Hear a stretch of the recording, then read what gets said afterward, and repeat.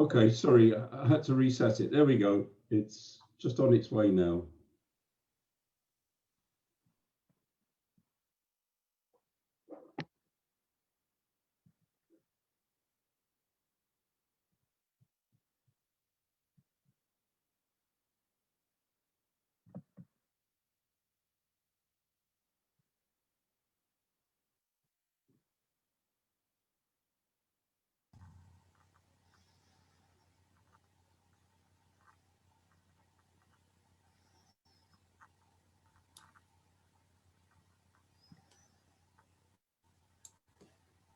It's live on Facebook, so you can start. Okay. Hi, good evening, everybody, and welcome to tonight's meeting on free school meals for all pupils in Wales. This meeting's been initiated by the People's Assembly Wales, the Welsh section of the People's Assembly Against Austerity. It's an independent UK grassroots network founded in 2013 that campaigns against austerity, cuts and privatisation. We're campaigning for a free school meal provision in Wales to be extended to all children in poverty and to all infants as the first step towards free school meals for all school-age children. The Free School Meals petition has just been launched. You can find it on the Senedd Petitions website, or you can look at the People's Assembly Wales Facebook page. So I'm Shahien Taj. I have spent my entire adult life in the voluntary sector.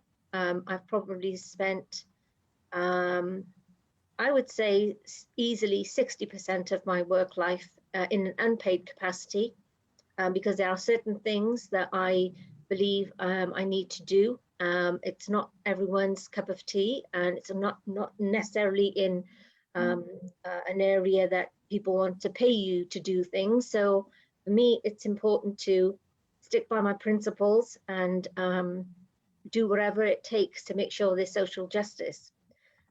In terms of food poverty, it's something that I've witnessed from the age of 6. I, along with my younger brother and my parents, we visited Pakistan. It was a huge shock to me because I had never seen anything like it. I went from, living in a very reasonable home with everything around me here in Cardiff to a place on the other side of the world where food poverty and poverty in general, it was pretty dire. So for someone quite young, and I wasn't prepared for it, just something that struck me, and I realized from a young age how fortunate I was. And I think it was from that time our parents instilled into us the importance of social justice and equity.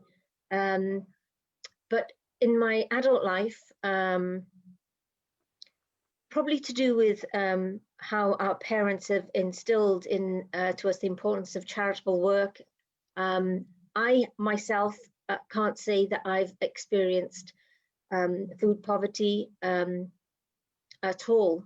I consider myself very much someone of privilege in that regard. However, since I think my early 20s, when I started volunteering, but particularly from the age of 30, I've had to do a lot of frontline work.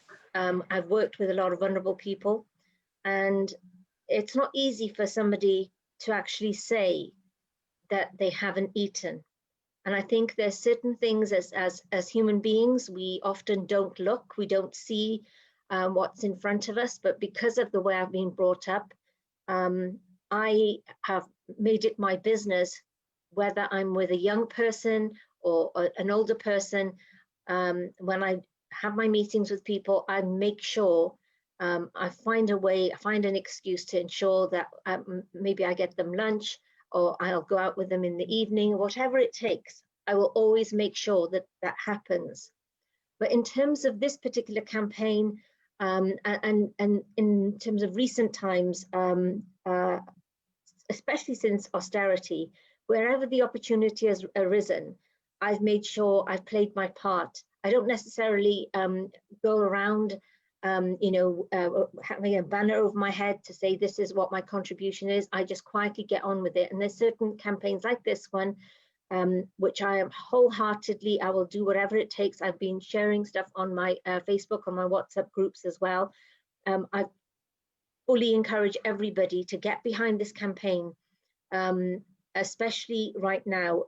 Some of you will be aware that in Butetown Community Centre here in Cardiff, we, since lockdown, have worked collectively, and we've set up a BAME Communities Food Project. That's something that Hilary Brown contacted me on. We didn't have a dime. We didn't have any money. That was literally just 2 people and 3 people and then 4 people talking to each other. We managed to raise funds from our contacts. We didn't even go for any public funding or anything, but it was literally because we recognized the importance of making sure that people didn't go without.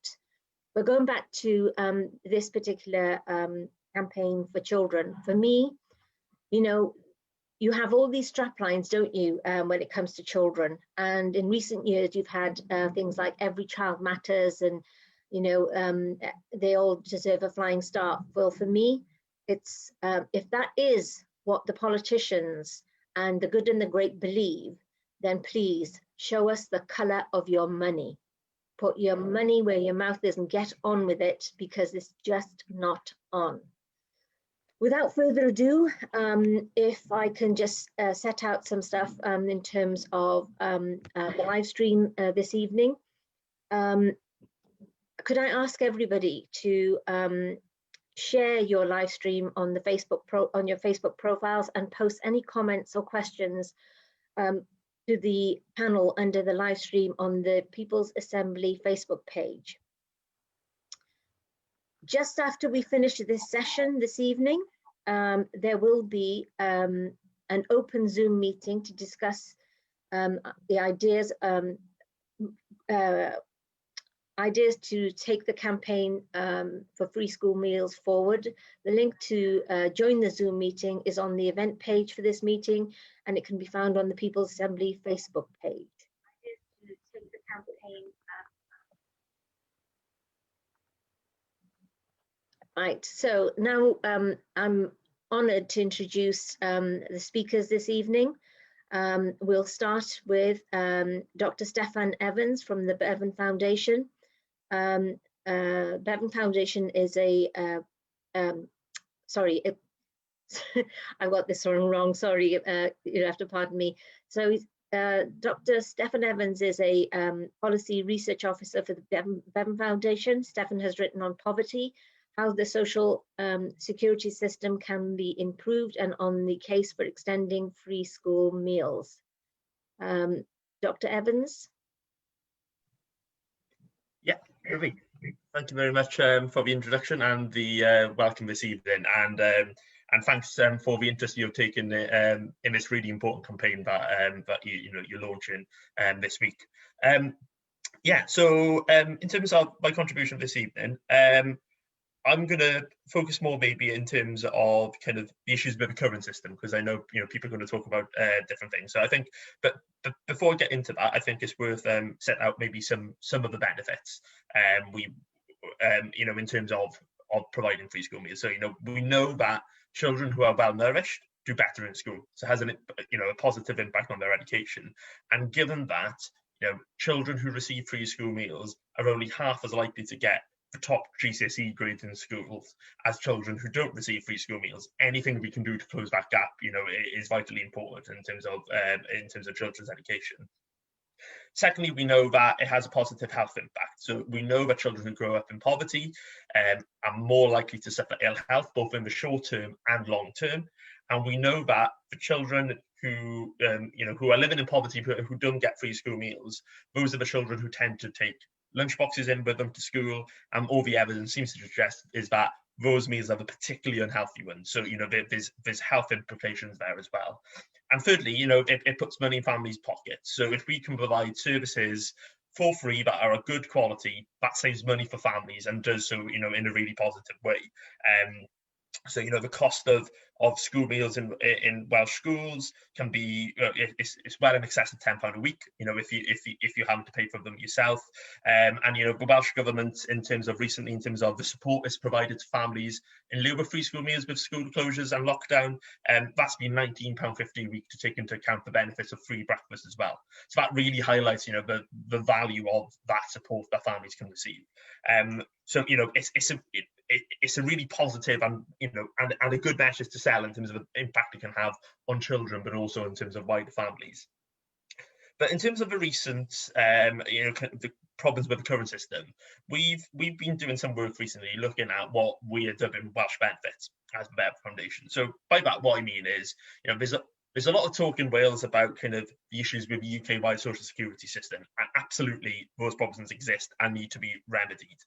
But there are things that we have control over in Wales that we are not doing as well as we could as well. And the sense we had was that there's this hot pot of different schemes: free school meals, council tax reduction scheme, some discretionary assistance funds, so emergency support for people. All of these schemes just exist out there, but they're not joined up. We don't think about what we're trying to achieve through them. And what we started with our project was to try and understand what was the support out there, what were the issues with them, and what could we do to pull them all together to make them into a better system. And through that work, we found 4 broad issues kind of overall, but free school meals fitted, all of them really in terms of the current system we've got. So the first issue, which I'm not going to discuss too much because I know Ellie has done quite a bit of work with Child Poverty Action Group on this and is going to be talking earlier, is around the eligibility criteria. So to receive free school meals in Wales, if you are in work and receive universal credit, if you earn more than £7,400 through work, you do not receive free school meals. So, I think that will shock people in terms of how low the bar is set in terms of, families being able to get that support. And Ellie, as I said, will have more to share on that, I'm sure. There's also issues, of course, as well with people who have no recourse to public funds. That's another group, who are particularly vulnerable in terms of finances, who are not getting access to this support. So that's kind of one group of people, one issue with the current system. A second issue with the current system is that parents are not taking up their support. So, before lockdown, the school census day, which was back in January, I think, there was about a quarter of children who were eligible for free school meals did not take up their entitlement on school census day. Now, part of that is that children on free school meals are more likely to be absent from school anyway, so you would expect maybe a little bit of a drop-off. But there's also other issues going on here in terms of children and families are not taking up their entitlements. And our research, talking to families, suggested that there's particular issues causing that. So firstly, because all these systems are disjointed, families are having to make multiple application forms for things that are basically trying to do the same thing. So in some parts of Wales, you have to submit a separate application form if you want free school meals and if you want support with your school uniform, even though the eligibility criteria for both are basically the same. So, that's creating extra barriers, putting people off, and we engage with parents directly who are telling us, some people with mental health problems, for example, that, filling forms was difficult for them, they couldn't do it. So the more barriers we have, the more challenging it is for people to get access to their support. There's also issues that, linked to that then, that we're not passporting people from one to the other. So, why is it that if someone receives free school meals, why can't they get the help with council tax and the help with school uniforms and everything together? Because, if you meet the eligibility criteria for one, surely you should be eligible for support for the other ones as well. There's also, though, kind of linked with this campaign as well, is an issue of stigma. There is still a big issue of stigma around free school meals. And I think what really highlights that is what's happened through lockdown. So through lockdown, with cash support provided instead of free school meals, the number of children receiving free school meals in Wales increased by 40,000. And some of that is because more people are struggling because of the pandemic. But a lot of that is because parents were not having to A, apply for support, the local authorities were just giving it to them. And B, when you're not in school and not faced with that idea of, this child is receiving free schools and this child isn't, that took the stigma away from it as well. A third concern, which I think we need to keep an eye on, if this campaign is successful and, if we get more children to get free school meals anyway, is that the value of the support itself is not always enough. So what that some of you might not be aware is that it's up to each local authority how much support someone gets for free school meals. So, you know, historically, and in primary schools, this still tends to be the case, is you just get given a meal, you know, so the child goes up and they just get given whatever's on offer that day. In secondary schools, and increasingly in primary schools, children pay with a finger or with a token or whatever it may be, and there's an allowance given to each child in terms of what they can get. And that's determined by the local authority. And in one local authority in Wales, that's £2.30 a day. In another, it's £2.95. And one of the reasons for that is indexed to what school and those local authorities are charging for food. So it's not necessarily the case that children in one local authority and another might not be getting the free school meals. But what it does mean is that those families who are missing out are really, really, really struggling in some of those local authorities, because, you know, that's basically an extra meal a week you could buy in that cheaper local authority than in the higher one. The Children Commissioner found real concerns about whether that support was enough anyway. And we know some research was done by Together Creating Communities, a community organisation in North East Wales, that found that there was issues around breakfasts as well in particular. So children were coming in, using their allowance to buy a breakfast and then not having enough to buy a lunch. So there's issues with that. And then finally, there's broader context here as well. So in terms of, you know, people are not getting their broader benefits. There's issues here about the role of schools as well. You know, schools are really expensive places to go to. You know, trips and kind of own clothes days, all of that is mounting up. And we came across some really concerning stuff. That there's still schools in Wales splitting up children, for example, if they're having packed lunches, sending them into a different room to eat. And, you know, that was a real concern for us anyway, that parents were feeling like they were being, you know, tarred and judged because they couldn't afford either to buy their kid free school meals or not be poor enough for their child to get free school meals. And so those have been real concerns I think we found. So in terms of what we should do, absolutely work towards universal provision of free school meals, I think is something definitely to take forward. I think as a starting point, it has to be the case that any child whose family receives universal credit should be getting free school meals. You know, if the state is determined that you need support, why are we putting extra barriers in place in Wales preventing children from getting that support? I think it's important as well, as we look towards that universal process, that it's generally universal. What we don't want to end up is what's happening with the breakfast provision at the moment in primary schools, where it's up to the school whether they have a capacity to deliver that universally for all children, and if they don't, it's up to them in terms of how they determine. So that's why we end up with lottery systems and people queuing up overnight to register for breakfasts. So it needs to be kind of clear that by universal we mean universal and that everyone should be getting it. Just to finish off, I thought, you know, kind of talked a lot about facts and figures. I thought it's worth reminding, you know, these are people, you know, who have been affected of this. And from our researcher, I thought a really powerful quote we got from the mother from Merthyr, who was talking about the challenges her partner and their two children were facing. And she said, you know, about not getting free school meals, she was saying, it kills us. He has his wage at the end of every month. By the time we've paid our rent and council tax, that's £500 gone. And half of the time he'll have maybe £700 or £800 a month, lucky if he has that. So obviously by the time I get packed lunch stuff, that costs me £20 a week, if not more. We really struggle. So I think that, you know, kind of reminds us that this is real people who are not earning a lot of money, who are really being hammered by the system we've got at the moment. So thank you very much. Thank you, Steffan. That was really interesting. There's a lot of information to take in, but I've been making notes and thinking to myself, here's me sat here and I'm supposed to be so-called informed, and if I'm a parent with young children and I need to get help for my kids, for their well-being, what we're looking at is a broken, disjointed system, barriers left, right and centre. And then you've got things like stigma and all sorts. You know, I'm sure that we're going to hear more, but I hope whoever is listening this evening, one, I hope you're sharing your feed. We want more people to listen to this information, and we want more people to sign up to this and support this campaign. Could I now move on to Mairead Canavan?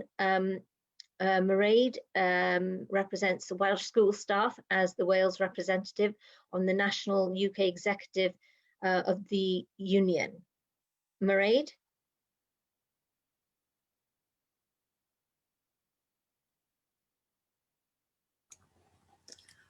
Hi. Sorry, always forget to unmute in these situations. Yeah, I'm going to have some apologies now because I'm going to have to leave quite soon after I finished, actually, because I've stepped out of one meeting to speak here.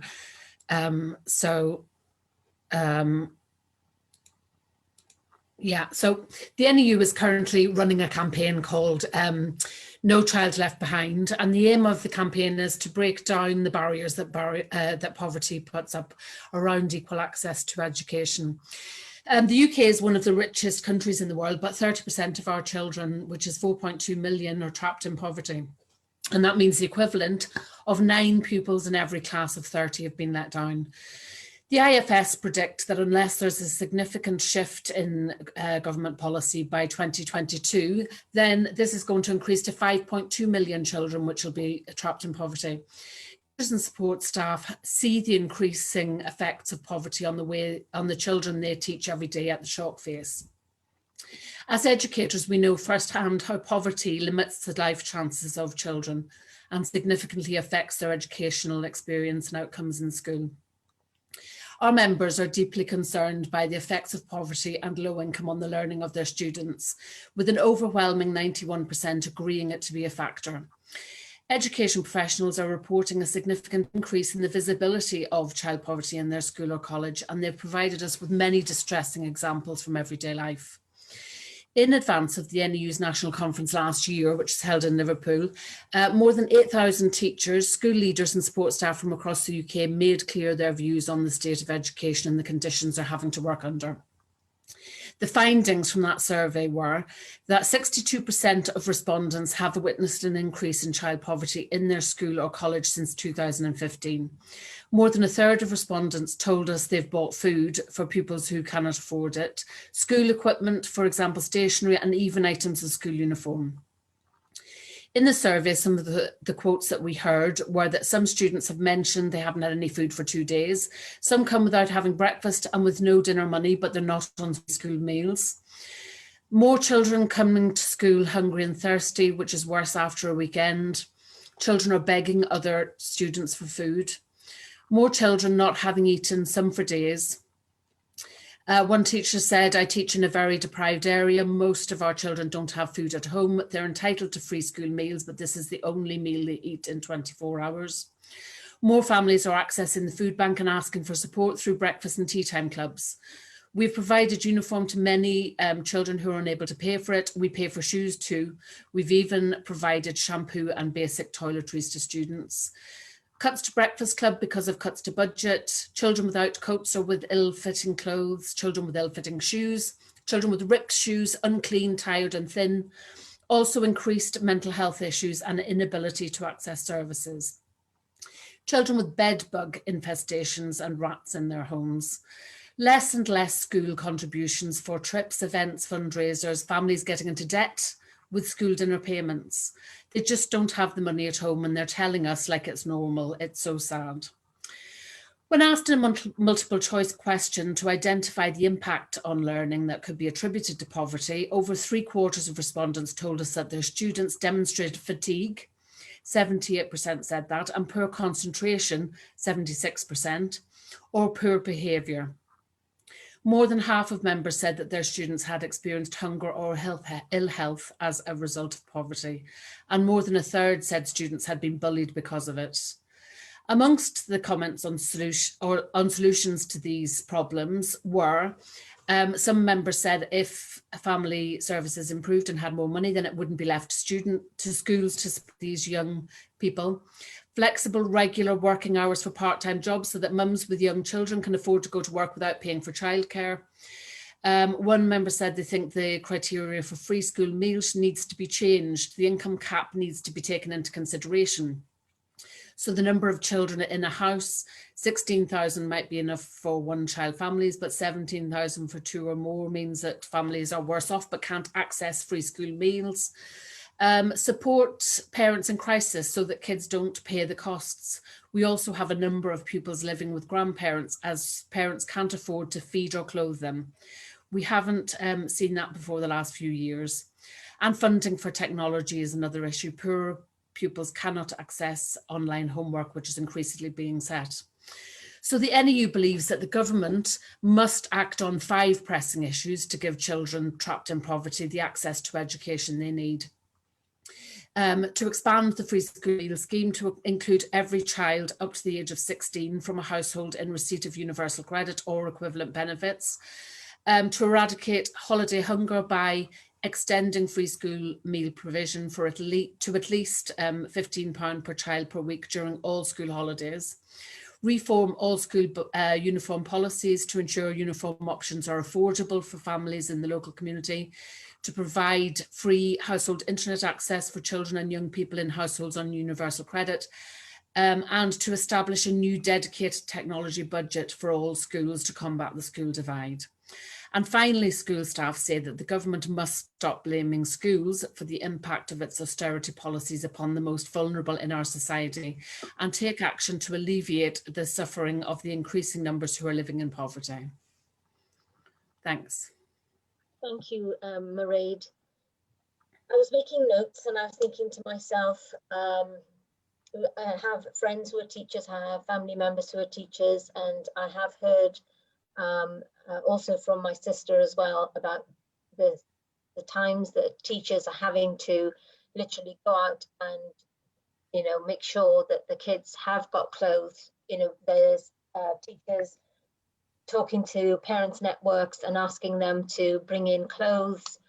I never thought that I would see the day that we would be having this sort of discussion in 2020 in a country like ours. It's shameful. I feel embarrassed. I feel quite tearful. I came to a point where I had to sort of take a deep breath, and I'm thinking, this is worse than I anticipated, especially listening to you, but hats off to everyone that works in education. It must be really hard. I don't have any words.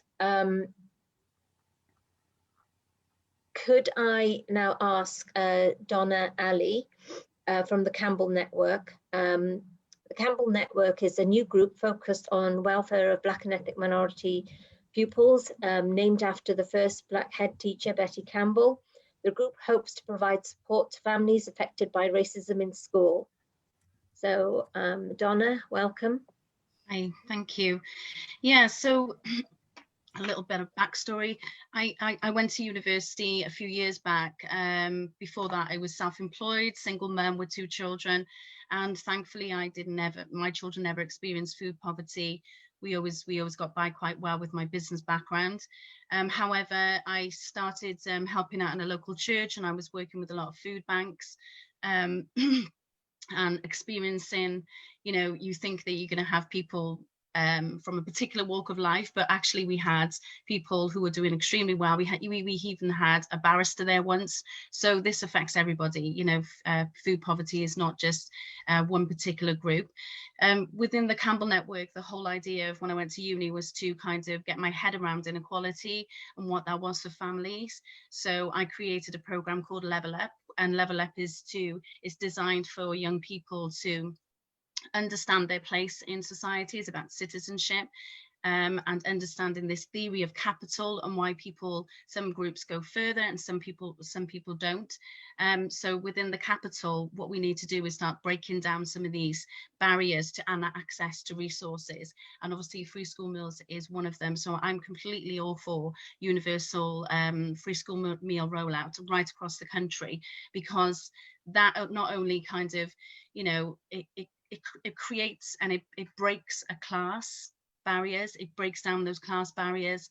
You have these indicators that say the free school meal children are going to do better in the future. They have less social mobility, etc. So if we break down these class barriers, then, you know, we're giving our children a head start and a level playing field. And I think schools should be a place of meritocracy. However, we've got so many social conflicts that don't allow for that. You know, so many external social conflicts that don't allow for that. So yeah, I'm all for universal rollout of free school meals. the health benefits, obviously, as Steffan's talked about already, you know, children at a time of rapid growth and development, and, you know, they need that substance and nutrients. Research shows that it affects their performance and their behavior at school. So yeah, we just need to, you know, have equity for all children, as well as the stigma, you know, the stigma between peer to peer pressure, of knowing that that particular group has to wait in line a bit longer, or that, you know, that line can go quicker. You know, then that's creating stigma between the peer to peer. So yeah, it's just, you know, I was doing a little bit of research with the Bevan Foundation, and 86%, so I'm looking at my notes, 86% of people have incurred extra costs during this pandemic. You know, we don't know when this is going to start. When is the furlough going to stop, and what's going to happen after? You know, the 60% of people have actually, 86% of people have increased food. You know, their outgoings have increased by 60%, having the children home. So, you know, so when is this going to start? People have started to access their credit cards more, you know, going into debt with their council tax, their household bills and things like that. We need something in place for that full, you know, for when things sort of go back to normal. You know, we need to understand that people are still going to be incurring extra debts for the future. So even if we roll it out now, just up until Easter, that's still going to have a knock-on effect this time next year. You know, people are still going to be in debt this time next year. So yeah, this is something I'm campaigning for, definitely. And yeah. Thank you, Donna. Welcome.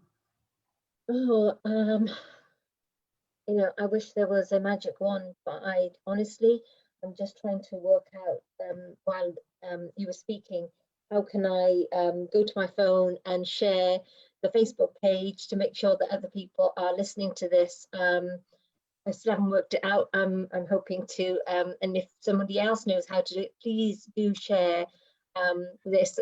Sue, leader, you are shaking your head like this. Now, come on. Sorry, Shahien, may I say one more thing? Just looking at when I was doing my research at university, we were always talking about the health implications in terms of you know, the resources that we have here in Wales. So the diabetes, we spend something like 500 million a year on diabetes, 460 million on heart disease.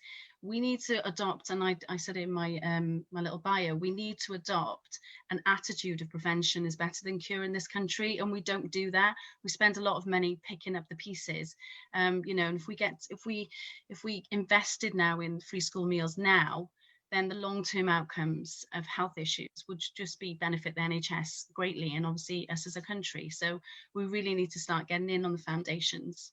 Yeah, I absolutely agree. And just to add, you know, I think in terms of the research we have, it's really useful to have all that information. But I think, you know, a bit like Donna, the work that you're doing currently now, what you see on the front line, it's real time.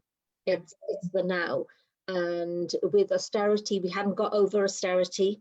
And, you know, all of that, and now we have you know, the pandemic is nowhere near over, and here we are going to have even greater job losses, and I don't think there's any forward thinking going on, and I don't know who to blame for it, but rather than blaming, like I said, we somehow surely we can join things up, and like Steffan said, you know, I didn't realize everything was so desperately, you know, broken. Could I now invite dear darling Sue Leader, a wonderful woman. She's the secretary of Cardiff and Vale Unite Community. Unite Community is the community wing of one of Britain's largest trade unions.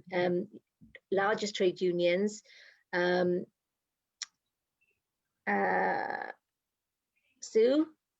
I'm here. Do you want to, sorry, and Unite membership is predominantly for unwaged and low income. Sorry, my screen sort of went funny then, I've lost my words. So welcome, Sue. Thank you very much. Can I first start by thanking you for the invite to speak. It's something that personally I feel very strongly about, but also Unite Community as a whole, and especially the Cardiff and area branch which we belong to. Steffan raised some absolutely fundamental points. If I could just yesterday, I was with a friend of mine who happens to be a refugee from Syria. They're quite new to Cardiff, and he asked me to help him look at ordering food for his daughter for the following day, for today. And when I looked at his phone, there's an app, Pay Parent, is it? So my hair stood on end because I tried to do some quick research about Pay Parent today. Nowhere in their spiel does it say that they are a not-for-profit.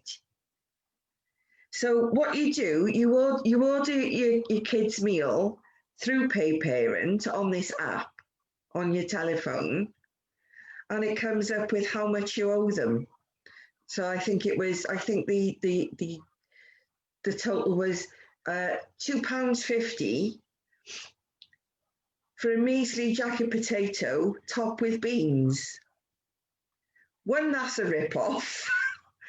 And two, how much is Pay Parent making from being the facilitator for people to order food?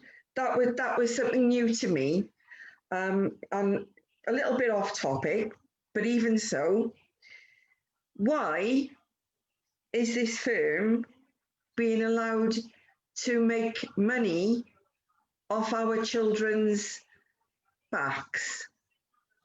To me, that doesn't seem right. Why is this being tendered out?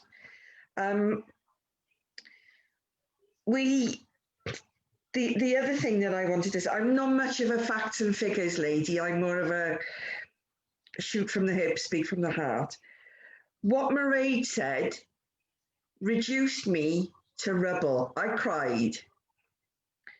Now, when she speaks about teachers being able to visibly see child poverty, is something I've been cracking on about and banging on about for years. You only have to watch kids going to school in Ely, where I live. Their mums and dads' expressions are pinched with worry. That reflects on the kids who look sickly, underfed, and frankly shabby. I was in that position myself a few years ago, more than a few years ago, actually. I'm trying to make out I'm younger than I am. But there's a certain smell to poverty, and it's prevalent. It really is prevalent.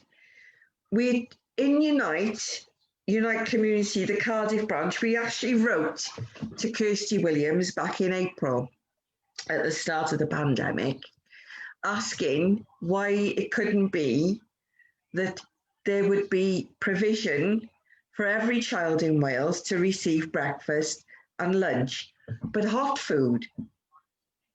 It's no good, and this was before the summer. I know of cases even now during the pandemic where children are not receiving a hot meal. There is no facility. This is in Cardiff, mind, Shahien, that they're not receiving hot meals. That's something else we've campaigned for. Unite Community is also, we're always looking for, we've got money in the pot to help fund. We were given money by the general branch we can't make a regular donation, but we can certainly make one-off payments to organisations that need a bit of help, and especially if they're going to feed kids for nothing. That's the criteria. There has to be no charge. So if you wanted to put that money to running a session, cooking a meal, or actually buying food, or we could pay fair share for a month's food. So, you know, always ask us, please ask us. We're here to help. And if we can't, we'll do our damnedest to try and do something for you, or you know, because we just can't bear it. A lot of our members are actually living this. They're actually living it. Perhaps Steffan can tell me, when the banks crashed, there was a huge sum of money used to bail out banks. And I think the figure for absolutely eradicating child poverty in this country was 22 million. Does that sound right, or did I dream that? The money that's been kicked about in the last 2 years, or even in the last couple of months, for Tory cronies paying their pals with no experience in making PPE or handing contracts for this, that, and the other. Oh, it's billions. They should be shamed. And I would like, on a political note, to see Labour doing so much more, actually being a credible opposition with some teeth and guts, and stop abstaining from votes that are going to affect everybody. I think that's all I've got to say before steam comes out of my ears. And thank you for asking me. Thank you, Shahien. Well, thank you, Sue. I mean, the one thing I love about you is you shoot from the hip. You say it as it is. You're my kind of woman, I have to say. So it's interesting you brought up pay parents. I was speaking to a bunch of kids who are from families who are just about getting by. And I was speaking to a 14-year-old girl, and she said to me, well, she says, you know, my dad pays into this pay parent thing. I went, okay. And she said, what they give us is you can't eat it. And so she said, I've said to my dad, just don't bother. So she says, with now that we have COVID, we can't take anything in.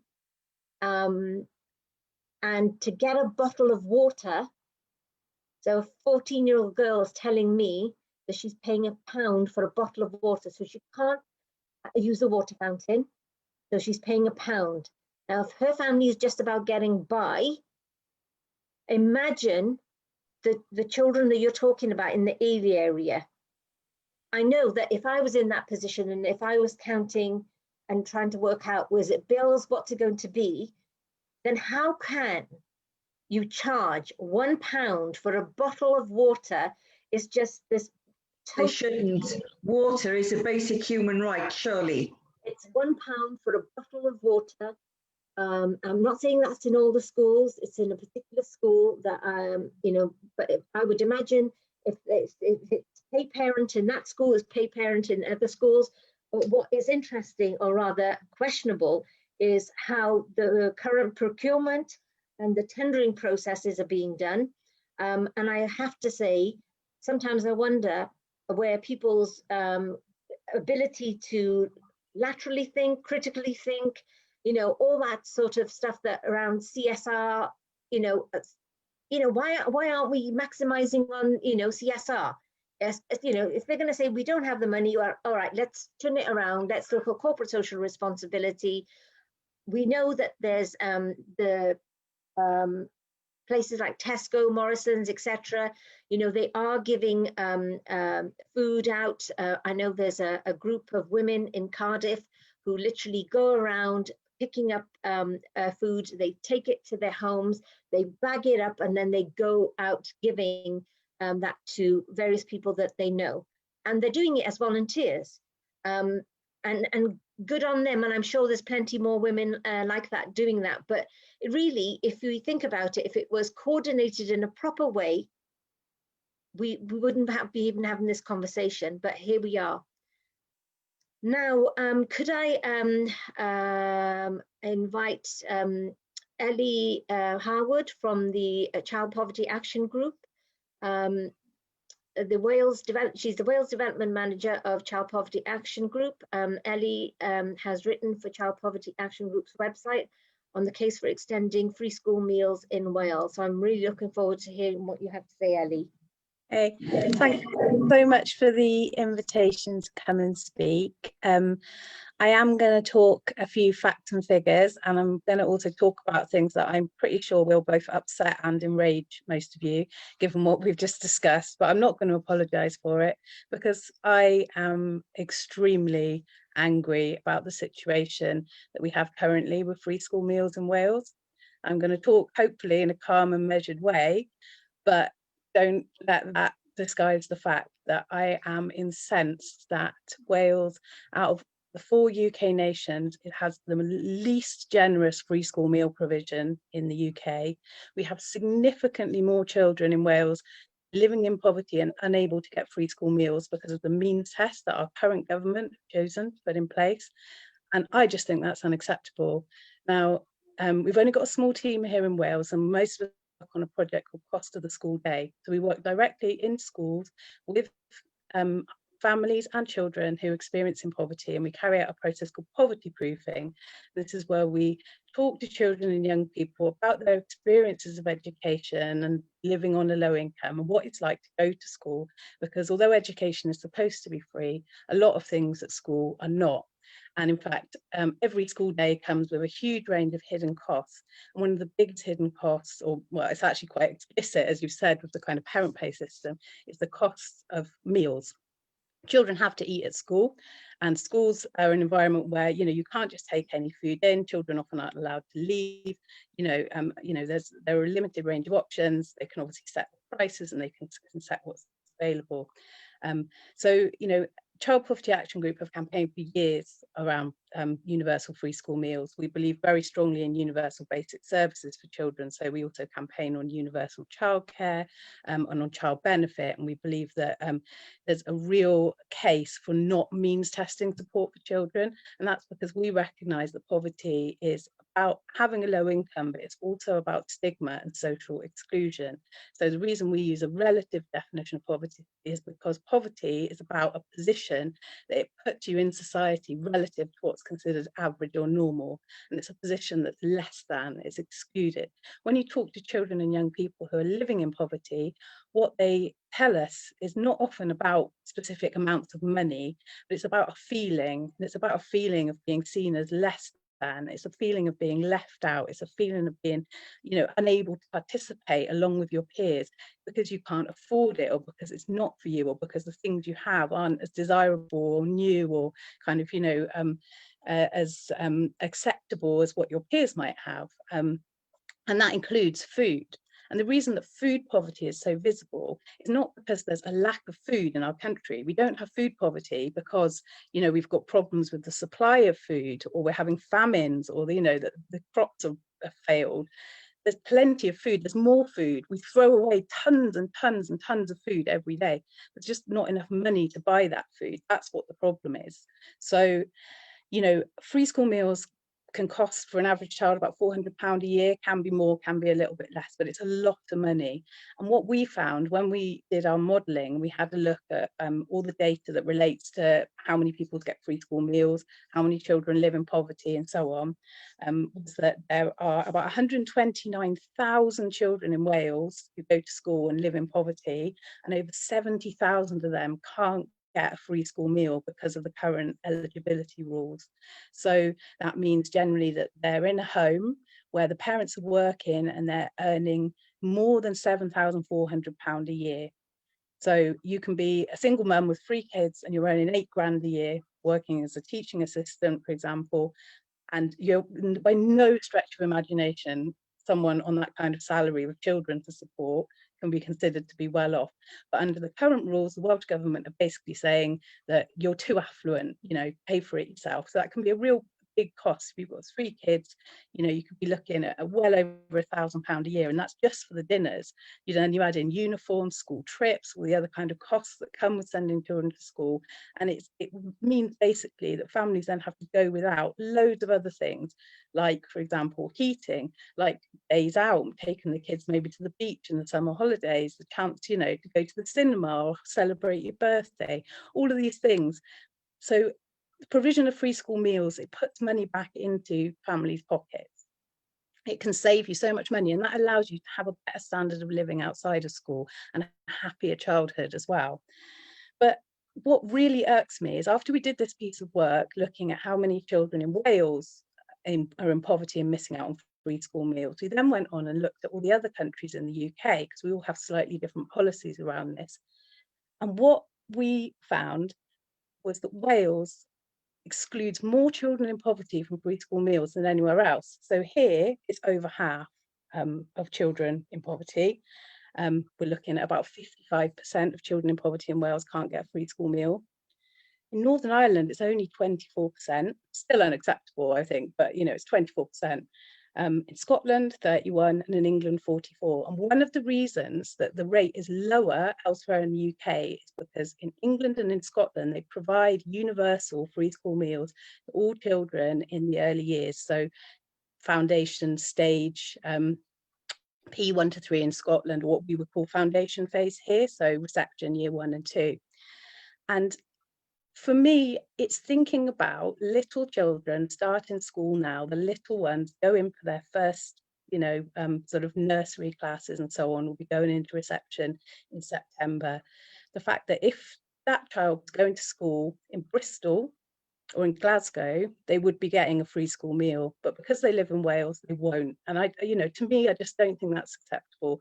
You know, as I say, I believe very strongly in universalism, and I think it's a positive approach when it comes to services for children, but we totally accept that, you know, we need stepping stones to get there, which is why it's really important that in the ask of this campaign, as well as saying let's give it to everyone on universal credit, we really want to see universal infant meals, because the risk of poverty is so high when you have children of that age. And those, you know, those crucial early years in terms of the development of children and their social relationships, giving them a proper start in life, I think it's the least we can do.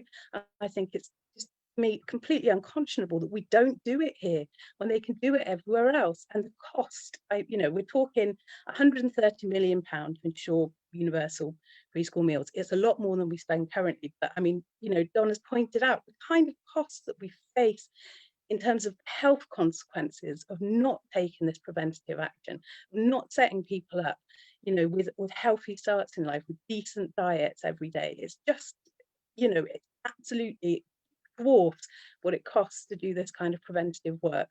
And there is some really good joined up thinking around how we can create sustainable supply chains that involve procuring a lot of the food that's served from producers in Wales. You know, it doesn't have to be low quality food. We could be ploughing most of that spend straight back into local economies. It doesn't, you know, it's not like that money is just thrown, you know, away and doesn't make a difference.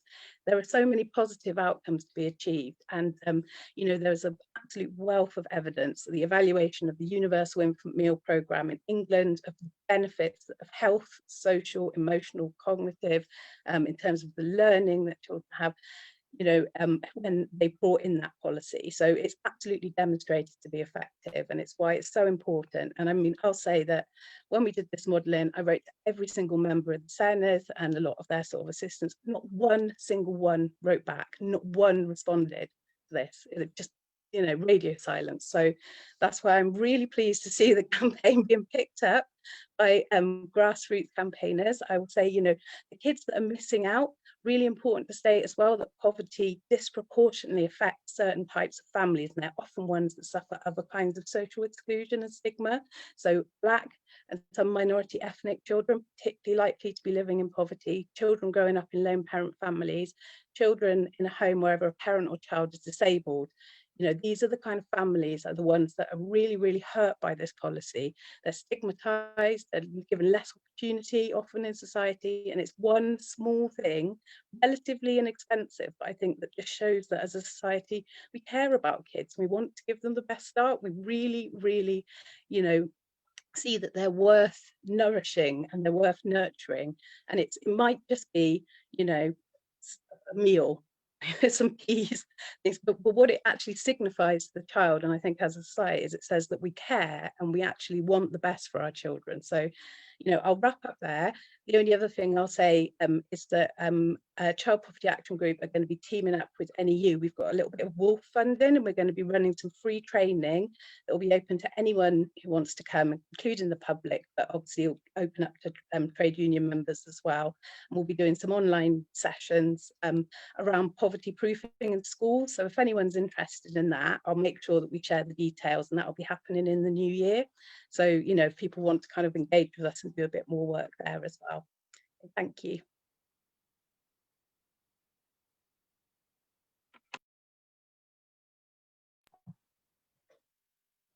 Well, while you were speaking, I have gone on my phone and I have shared the link with God knows how many different groups.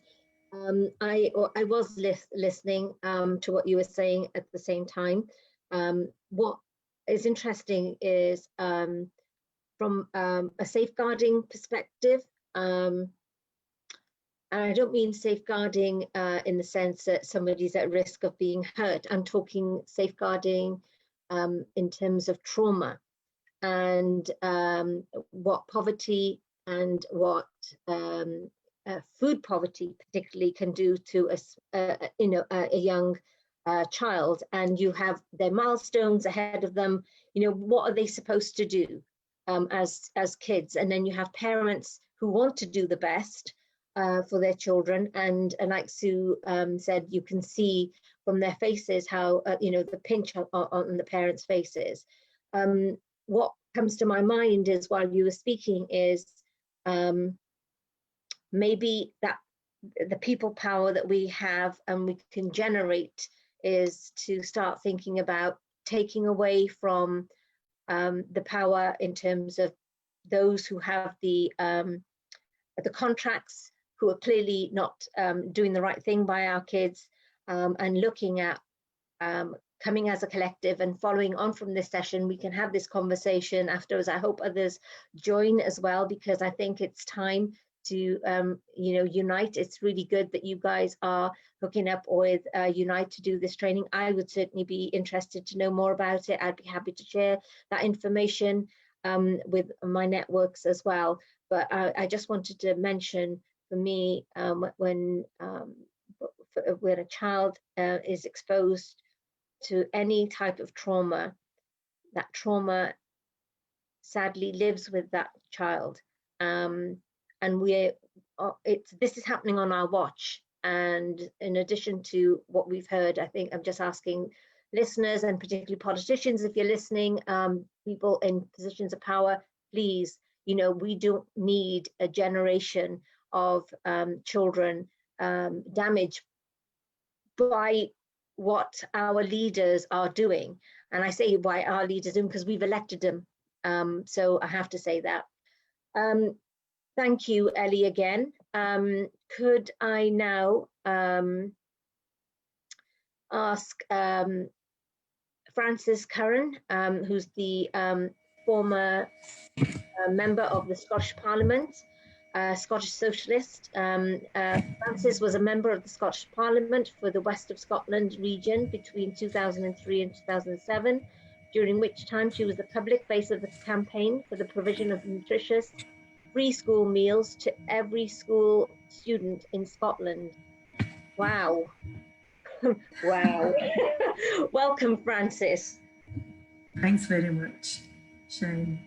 Can I first of all say thanks to the Welsh Assembly for the invitation. It is a total pleasure, and I've really loved hearing all the plans for campaigning and also getting an idea of what the situation in Wales is. I think free school meals is an idea whose time has come, and I think we're pushing an open door. I think the grace and courage of Marcus Rashford has been incredible, where he has said, this is how I grew up and I'm not being ashamed of it. You know, this is the score. And I just think, and the recent announcement of the Scottish Government, which we'll talk a little bit more about, is also a factor in this. A few years ago, my son, who was 17 at the time, he was helping out in the primary school, and he came home and through tears he told me that there was some young people, so this is the under 10s, under 11s, who were saving up tomato sauce sachets so that they could put, you know, taking some each day, so that they could add them to water so they'd have something to eat during the summer holidays. And he was just devastated by it. And this is in 2016. And these are children. And back in 2005, when I introduced, or 2004, I introduced the Free School Meals Bill. Free nutritious school meals. It was universal free nutritious school meals. I'll just say free school meals. Into the Scottish Parliament. If that had come in, then there's no way that we would have seen children experiencing that. And even since then, with the food banks and the food poverty that we've got, the situation's worse, much worse than it was when I actually tried to introduce this bill. Now, there's other eloquent speakers tonight who have put the facts and the figures and also the case in a Welsh context, but I thought it might be more helpful if I was to talk to you about the campaign that we ran back then and the impact that it's had. Because we absolutely won the argument. We won the argument and we won the campaign hands down. There's no question about it. We shifted the whole section of society in favour of this measure. Unfortunately, we didn't get it through the Parliament. And the reason we didn't get it through the Parliament, or one of the reasons, is that there was one Labour MSP who blocked it from going to her committee. She was the convener of the Health Committee and she wouldn't put it on the agenda. And we did loads and loads of parliamentary stuff around it. So, and we made also, but the pressure it exerted was enormous on the politicians. What it did is it was a Labour Liberal Pact at the time, coalition, and they introduced healthy school meals, and they said that local authorities could pay for anything except lunches. They could pay for after school sports stuff, breakfast, but they couldn't pay for lunches. I mean, that's totally unbelievable. And they introduced other legislation. But I'm positive we wouldn't be here on the eve of the SNP government introducing it, and I'll come back to that, if it hadn't been for that campaign. So the campaign really, really matters. We had one MSP when the Parliament got set up, the Scottish Socialist Party, and Tommy Sheridan at the time introduced it and it got defeated and failed. So when 6 of us got elected in 2003, then we decided to take it up again. So I took it up. I had a 3-year-old when I got elected to Parliament, which is a whole story all of its own. And the nursery nurses went on strike, totally supported them. But anyway, so I took it up as that campaign. And this time we built a much, much wider coalition with a campaign group at its centre. There may be about 10 people on it. And that was the driving force of actually winning the argument and changing the political terrain that we were working in. I chaired that group, and we had Child Poverty Action Group, who were absolutely fantastic. We had Poverty Alliance, 1+, which was a third sector, voluntary sector for lone parents, the Women's Committee, the Scottish Trade Union Council, an SSP parliamentary worker, an SSP researcher who helped out. It wasn't their main job, but they lent some time to it. We had the retired the chief public health person in Scotland had retired, and he joined the campaign group, older man, and also another guy who was a Labour councillor and had all the connections and networks. He was quite liked, and he sat in the campaign group, and there was a few other voluntary, it came and went a bit, but that was the key people who drove it. And we also got cross-party support. So everybody, I got one MSP from each group, and the whole Green supported it. And sometimes more, a couple more in Labour, but except the Tories. So it was cross-party, which was surprising because I wasn't sure whether or not they'd support it because of that political, you know, the political stuff. But we made a huge coalition with health professionals, academics, dietitians, teachers, head teachers, parents groups, the trade unions. So I was going to say the trade unions were brilliant because they gave us some money. We'd need money to campaign. And the trade unions made donations to the campaign that allowed us to, for example, produce a campaign pack and other stuff that we did, hosting things and going into working class communities and all that. With school pupils as well, we got them on board, the secondary school ones. Sports people, you know, footballers, other sports people, should I say rugby, given it's Wales. And some celebrities as well. We get a few of them involved, sort of minor league celebrities that was Scotland. I did meet Jamie Oliver, by the way. It was at the height of his Channel 4 Healthy School Meals Carry On, where he was never off their telly. And he said, I'll think about it, asking him to support the bill. And 2 weeks later, he got his PA to phone me up and say no. So there you are, the millionaire was really, really concerned about children's health when there was an opportunity to do something about it. We were on a mission to convince a nation. We took to street stalls, we had street theatre, we went to meet the parents at the gates, we had meetings in working class communities, we had all sorts of stuff. We did street theatre at Christmas. The One Plus organisation, the women's choir, and they wrote the words of all the carols and all that to fit, they're talented, to fit the campaign. With a few lefty actors that came down and lent us support as well to do Scrooge and things like that. We did a lot of that. In fact, one of them, I don't know, for all those who've ever spent years on CBeebies, Balamori, the woman Ida McCready who drives the minibus, her name's Juliet Cadzo, she's a lefty actress. She came and she was great, and all the kids were like, oh, it's Ida McCready. So that went really well. We managed to get in the Daily Record, the Daily Mirror. We had one school theatre group who wrote a play called Life's a Pizza, and then they toured it all around. They were very supportive. The teacher was dead supportive, modern studies teachers, best ever, by the way. They toured it around, and the primary schools, and they came to the Parliament and all that as well. And so there's loads of that, and we did, and then we did a huge consultation through the means of the Parliament. And they actually had the legislation. I mean, I can send you this. This is the bill, and it was drawn up by Govan Law Centre, which is a specialist thing. But you don't have to be in Parliament to draw up a bill and say this is how you're going to do it. So all the bits are in here about actually how you should do it. And we had 94% response. 94% were in favour. It was one of the biggest consultations we had. The head teachers were in favour, all the unions, health committees, all sorts came, and local authorities as well. Actually, some of them supported it as well. They wanted to introduce it, but they didn't have they wanted Parliament to pay for it. They were saying, look, we can introduce it, but we've not got the money. So, and we didn't write it in the bill, but it came out in the consultation that we should put in something that they'd done in Italy. It's not for free school meals, it was just for school meals in general, that a big percentage of the food, say 60-70% of the food, should come from a 30-mile radius, which totally chimes with an environmental sustainability food sovereignty agenda, good for farmers, good for local economy, all that sort of stuff. We brought a head teacher over from Finland because they'd done it there. We had all the research, we had all the arguments, and she did the session at the Parliament, and we got some publicity around that. And whatever the arguments against it, which we just systematically dismantled, it's about the money. So we just put all the arguments about the health figures, obesity, related diseases, children being off school. We also used all of the research about children learning better. It's all there, all the academic research is there, and the teachers supported us. It's easier to teach if everybody's kids are not coming to school hungry. I mean, it's an obvious point, but we actually did have the research. The second one is, and it was only going to cost 70 million at that point in time when it was only for primary schools because we knew we wouldn't get it through secondaries, but we saw that as a wedge to open it up. So the kids would want free school meals when they go to secondary down the line. The other argument was children won't eat them. It was just mince. Anyway.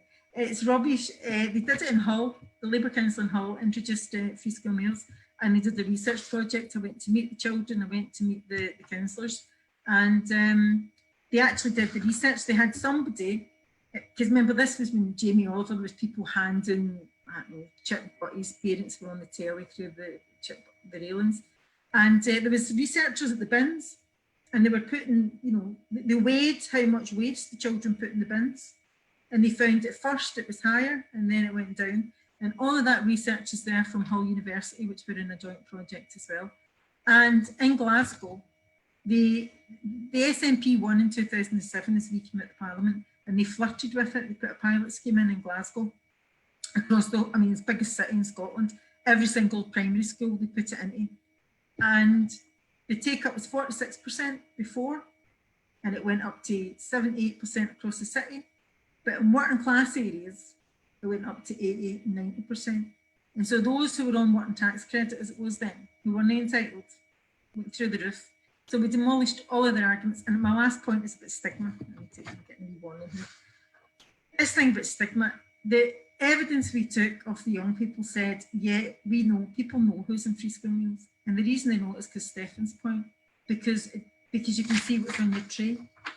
So they went to loads of money and brought in all these systems that you had to put a card in and all that.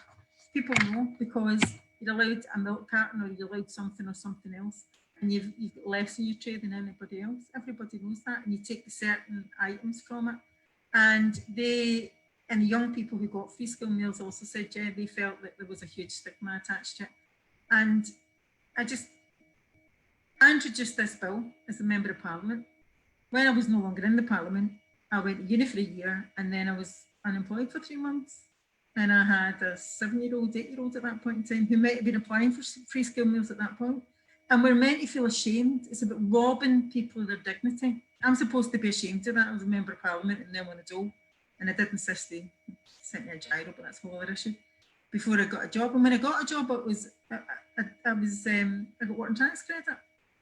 And why? Because I'm working class, because I took a worker's wage, because I live in public housing, because I'm a lone parent. I don't have loads of resources and I don't have, big savings. And my point is there's not enough of people like that in the Welsh Assembly, in Westminster, or in the Scottish. Politicians, there's not enough of them that are like us. They don't even know what this feels like. And we're no ashamed, and we're keeping our dignity in the campaign. My very last point before he kills me is about stress, because we never think twice in this country. We're worried about a pandemic, but we don't worry about health. We know if anything happens to us, we're going to get taken to hospital, because in the Hiring Bevan, nod there to the Bevan think tank, and the stress that takes off you. We'll see the stress that it would lift off children, off parents, particularly working parents, single parents, women, knowing that your kid has had a hot meal during the day when you come in at night. It's incalculable how that makes you feel. If you could measure across the whole country at this point, people worrying post-COVID about their jobs and food and poverty and whether they're going to be able to put food on the table, it would just be such a measure for well-being. And so the Scottish Parliament, or the Scottish Government, announced last week, Nicola Sturgeon at her conference, that if they get re-elected in May, they're going to introduce free school meals for school days and holidays, and not just free school meals, but breakfast as well. If they pass that, and I think they will if they get re-elected, no child in Scotland will go to bed hungry for forever. And I just think that is something as a nation to be proud of. And so I wish you well in your campaign. I think it will help the campaign with the SNP bringing this in, but it wouldn't have happened without people like you, people like me, campaigning over 10 years now. But it's definitely an idea whose time has come. So if I can offer any help that I can, you're more than welcome. I know it's the SNP introducing it, but I'm so delighted. It made me feel so good when I heard the announcement taking place. So good luck with your campaign. You have shared some really, really useful information. I think we could learn a lot from what you have shared with us. It's interesting you said that you don't have to be you don't have to be a politician or in politics to write a bill. I would love to have a copy of that to see, what we can do. What was worrying is when Ellie said that here in Wales, we are the least generous. My God, if this is where we're at, we have got a massive hill to climb. However, I still think that we can. I think there's so much will and information here. So thank you for that. Can I just, before I introduce, I won't be introducing Alison, but I'll say a little bit on her behalf. But I just want to plug this message that's just come through. So tomorrow at 7 o'clock, there's an evening of comedy and music, politics and fun with Jerry Potter, Mark McGowan, the artist, taxi driver, Ava Vidal, Soph Golliston, Joe Solo, hosted by Laura Pidcock, with some familiar faces popping in. They'll be raising money for the big Christmas food bank fundraiser, and it's a Facebook event. There should be a link in the comments. I'm afraid Alison isn't here with us this evening.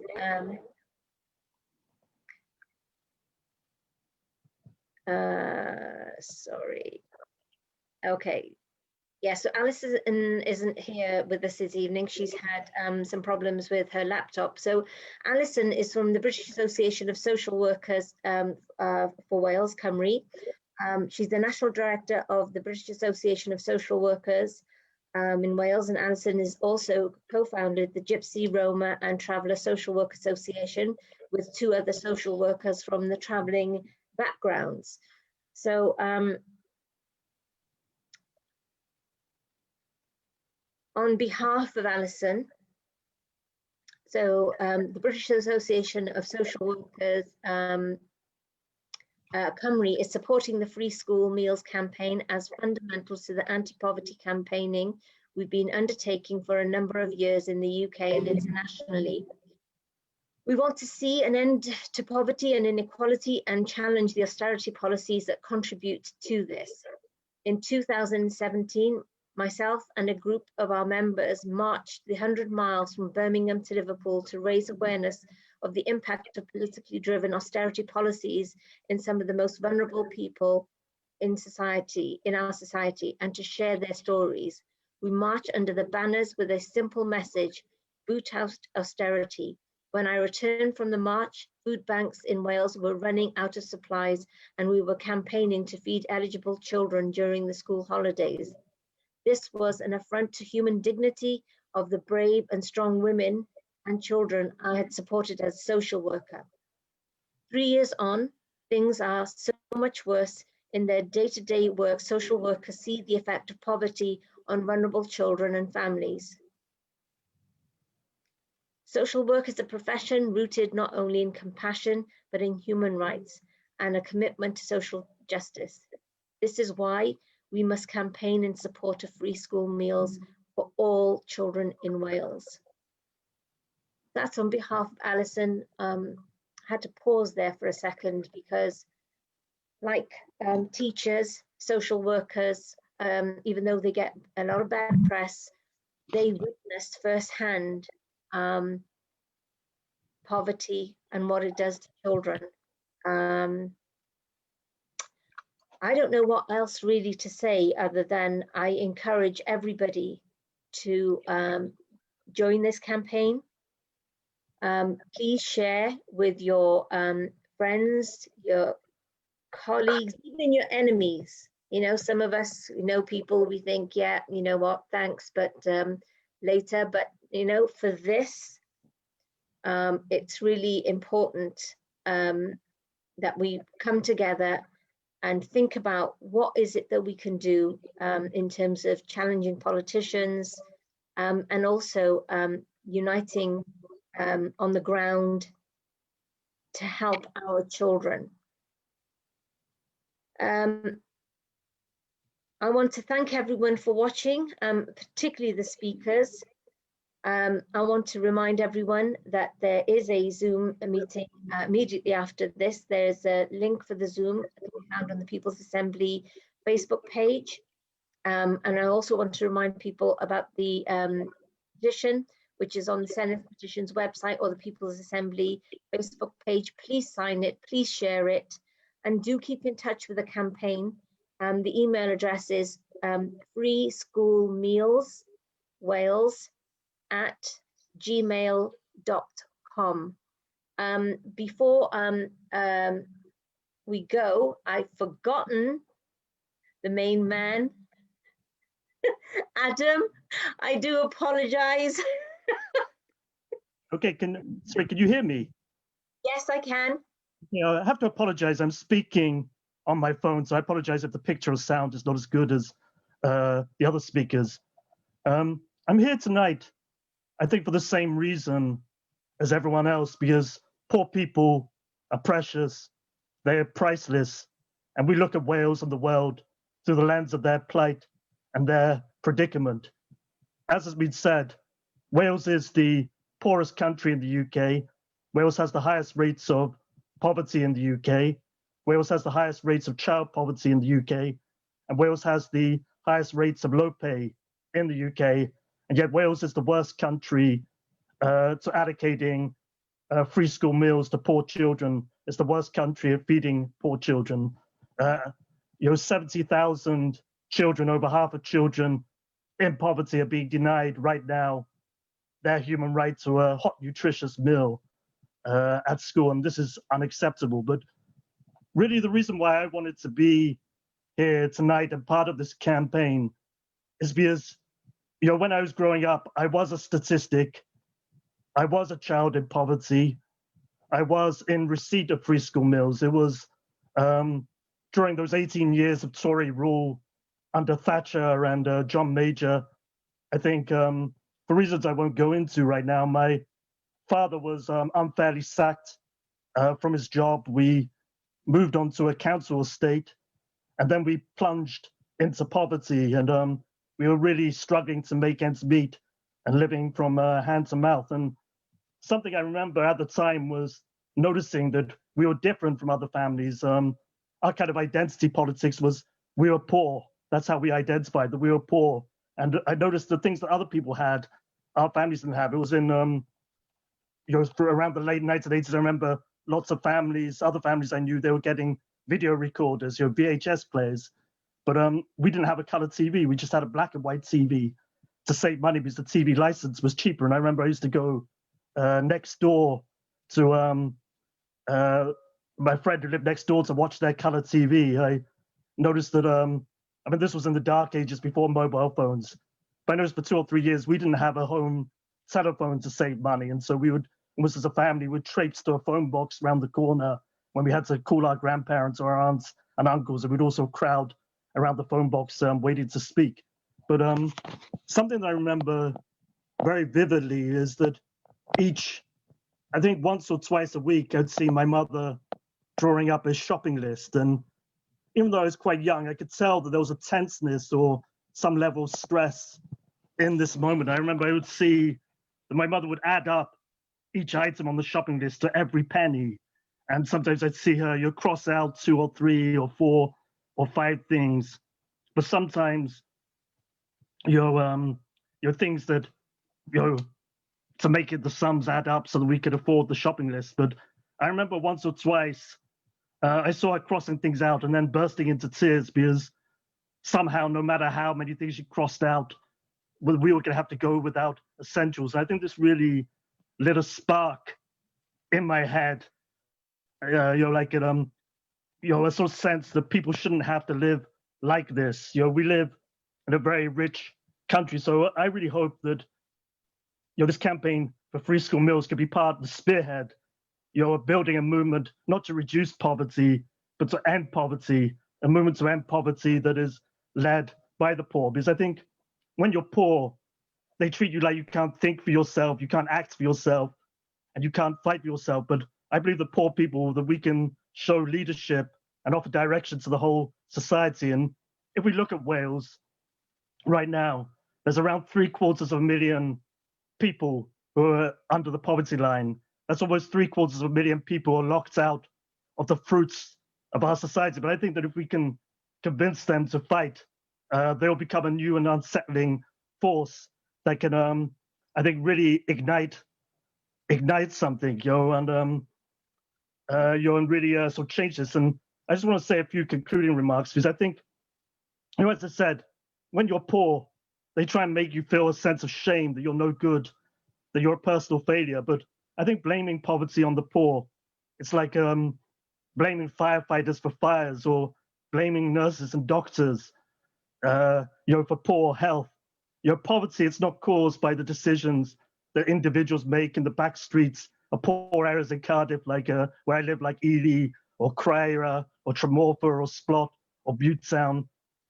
Poverty is created by the decisions made in the boardrooms and in the back rooms where the rich and powerful meet. So we should not feel, I think, any shame about poverty. Instead, we should fight for the fruits of the society. And I just want to wrap up by saying, I think France has really covered what we need to do in Wales. We really need to embed this movement for free school meals, in our local communities with local meetings, protests, stunts, lobbying every MP, every Senate member, every councillor to support this in a very systematic way with days of action. We need motions to go through trade unions and political parties and conferences and other bodies. We need to be outside school gates, pandemic permitting, getting people on board.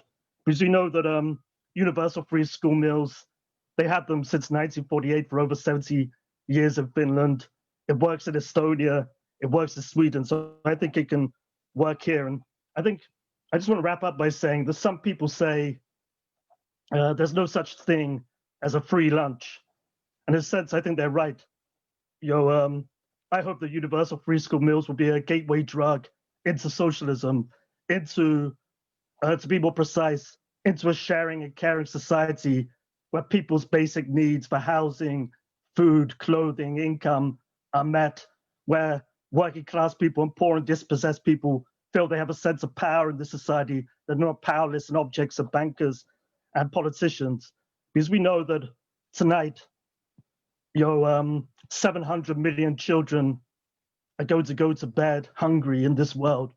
And would it be great if we could say, but not one of those children will be in Wales, not because we want to retreat or turn our back on the rest of the world, but because we know that if we win this victory here, it will inspire other people in other parts of the UK, in other parts of Europe, and the developed world, to end the scandal of poverty in rich countries. Thanks. Thank you, Adam. Thank you very much. And I do apologize again for, I think I'm just reading through and thinking, ooh, and I just thought, oh my God, Adam, main man, what have I done? So I do apologize. They're all the main people here. I just want to say, for those who are listening right now, and there will be people listening later as well. For me, I want people to have a think about what's being shared this evening and remind those who are the good and the great. Yes, you will not have experienced food poverty, but you will have experienced long working days where you wouldn't have eaten. And then you come to a point and you're ready to eat a horse. And often you hear that saying, don't you? Oh, I could eat a horse. Now, those of you who are listening, when you have that feeling, I could eat a horse, imagine if you were a 9-year-old child and at least you can go and get a horse even and feed yourself. How do you think a young child or a family in poverty must be feeling?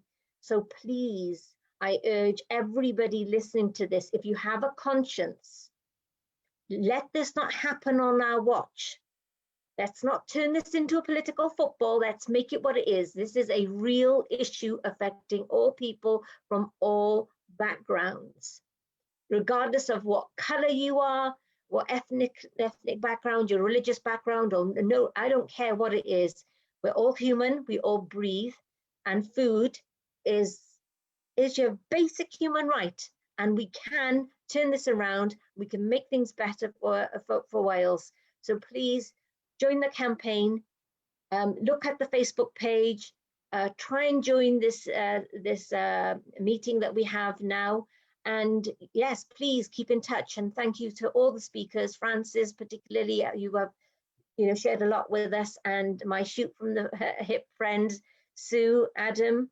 Your camera's off, and the other speakers who are with us as well this evening. Thank you very much. Bye, everybody. Speak to you soon.